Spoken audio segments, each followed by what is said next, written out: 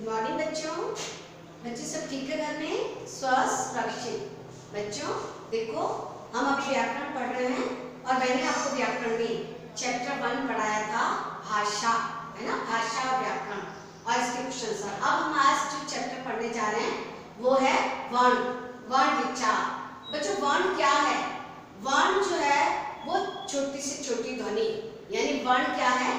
वर्ण वह छोटी से छोटी ध्वनि जिसके और टुकड़े नहीं किए जा सकते हैं, वर्ण कहलाता है।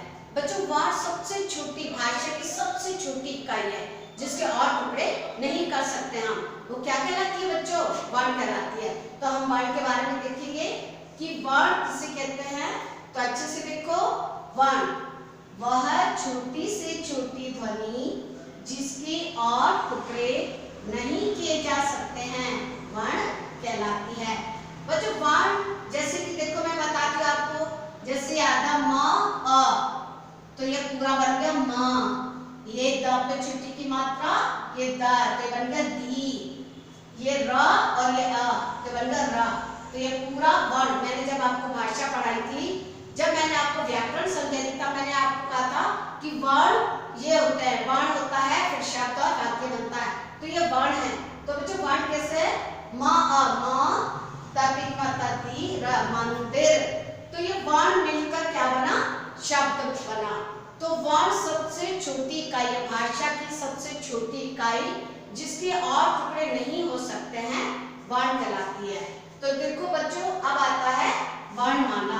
पहले हमने पढ़ा वर्ण कि वह छोटी से छोटी ध्वनि जिसके और टुकड़े नहीं किए जा सकते हैं, वर्ण कहलाती है। उसी प्रकार अब आता वर्णमाला। बच्चों वर्णों का समूह जो होता है, वर्णों का जो ग्रुप होता है, समूह जो होता है, वो वर्णमाला कहलाता है। वर्णमाला क्या किसे कहते हैं? वर्णों के समूह को वर्णमाला कहते हैं। बच्चों ये 48 होते हैं, 48 होते हैं। कितने होते हैं? 48 होते हैं। जिसे हम छोटे होते पढ़ते हैं, सबसे पहले हम क्या पढ़ते हैं? अ आ। जब हम छोटे होते हैं, शुरुआत होती है, तो हम ऐसे ना सीखते हैं। तो ये वर्ण जो होते हैं, ये स्वर और व्यंजन मिलकर वर्ण कहते हैं, वर्णमाला कहलाती है।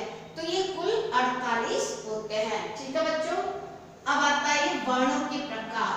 बच्चों वर्णों के प्रकार, हिंदी भाषा में वर्ण 2 प्रकार के होते हैं। हिंदी भाषा में वर्ण बच्चों कितने प्रकार के होते हैं? 2 प्रकार के। पहला होता है स्वर और दूसरा होता है व्यंजन। मैं आज आपको स्वर के बारे में पूरा बताऊंगी, नेक्स्ट लेक्चर में मैं आपको व्यंजन के बारे में बताऊंगी। तो आज हम सबसे पहले क्या पढ़ने जा रहे हैं कि वर्ण, हिंदी भाषा में वर्ण 2 प्रकार के होते हैं, पहला स्वर और दूसरा व्यंजन। तो आज हम स्वर के बारे में पढ़ेंगे। बच्चों स्वर क्या होता है? स्वर जिन वर्णों का उच्चारण करते समय, स्वर किसे कहते हैं? जिन वर्णों का उच्चारण करते समय वायु मुंह से बिना रुके बाहर आती है, उसे हम स्वर कहते हैं। एक बार दोबारा देखिए, जिन वर्णों का उच्चारण करते समय वायु मुंह से बिना रुके बाहर आती है, उन्हें क्या कहते हैं बच्चों? स्वर कहते हैं। और हिंदी में बच्चों स्वर कितने होते हैं? 11। हिंदी में स्वर कितने होते हैं बच्चों? 11। अब कौन कौन से होते हैं देखिए? अ, आ, ई, उ, ये ऋषि, ए, ऐ, ओ, औ। तो ये कुल मिलाकर कितने हो गए? 11। 1 2 3 4 5 6 7 8 9 10 11। तो हिंदी में स्वर कितने हुए? 11। ठीक है बच्चों। अब इन स्वरों में, स्वरों के भेद, अब स्वरों के कितने भेद होते हैं? स्वरों के 2 भेद होते हैं। इन स्वरों के जो स्वर होते हैं बच्चों, ये 11 होते हैं, लेकिन इन 11 को भी टुकड़े किए गए हैं कि कौन से में ज्यादा समय लगता है और कौन से में कम समय लगता है बोलने में। तो हिंदी में जो स्वर 11 होते हैं, इन स्वरों के भी 2 भेद होते हैं। कितने भेद होते हैं बच्चों? 2। वैसे तो स्वर के मुख्य रूप से 2 भेद होते हैं, लेकिन एक और जो बताया गया वो प्लुत स्वर बताया गया है, वो पर मुख्य रूप से ये 2 होते हैं। तो अब हम स्वरों के 2 भेदों को कैसे देखेंगे? पहला होता है ह्रस्व स्वर और दूसरा होता है दीर्घ स्वर। ह्रस्व यानी ऐसे स्वर जिनका उच्चारण करते समय बच्चों, ऐसे स्वर जिनका उच्चारण करते समय हमें कम समय लगता है, उसे हम ह्रस्व स्वर कहते हैं, यानी छोटा या कम समय लगने वाला। ऐसे स्वर जिनका उच्चारण करते समय कम समय लगता है ह्रस्व स्वर कहलाता है। इसमें देखो 11 में से ये 4 होते हैं बच्चे, कितने होते हैं 4। अब कौन कौन से हैं? ये जो 11 होते हैं 11 के टुकड़े किए हैं, 4 तो होते हैं ह्रस्व स्वर और 7 होते हैं दीर्घ स्वर। तो ह्रस्व स्वर कौन कौन से होते हैं? अ, ई, उ, ऋ, षि। ठीक है, तो ये जो है इनमें हमें बोलने में कम समय लगता है।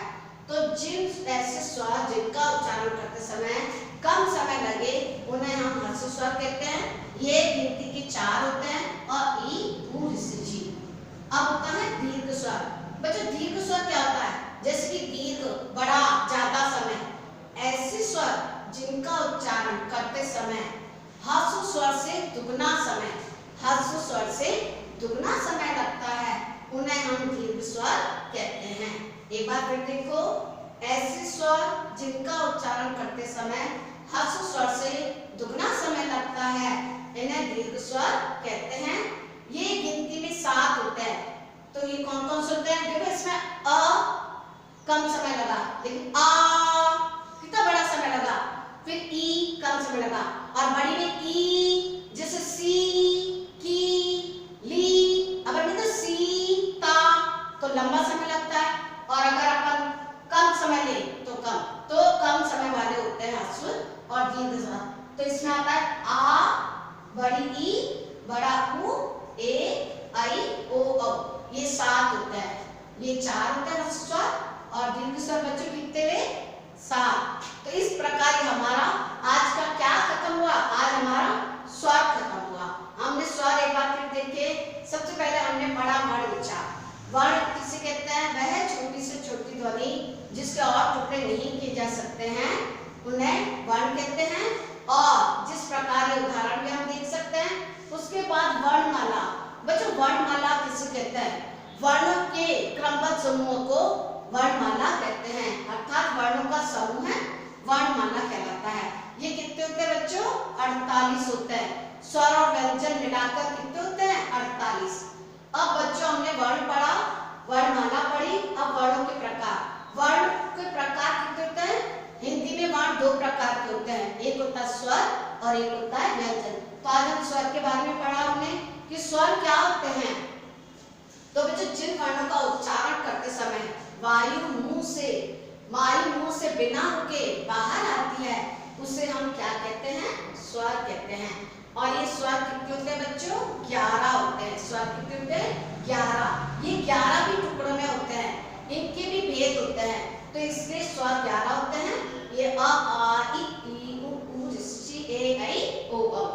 अब बच्चों स्वरों के भेद। स्वरों के बच्चों कितने भेद होते हैं? स्वर के 2 भेद होते हैं।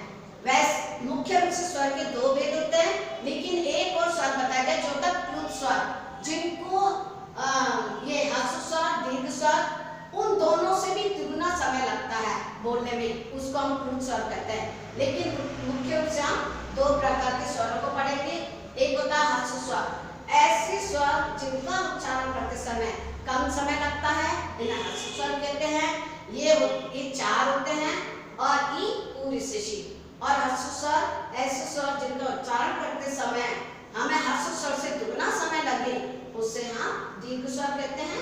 ये गिनती में 7 होते हैं। आ, ई, बड़ा उ, ए, ऐ, ओ, औ। तो इस प्रकार मैंने आज आपको वर्ण, फिर वर्णमाला, वर्णों के प्रकार और स्वर के बारे में बताया। नेक्स्ट लेक्चर में मैं आपको व्यंजन के बारे में बताऊंगी।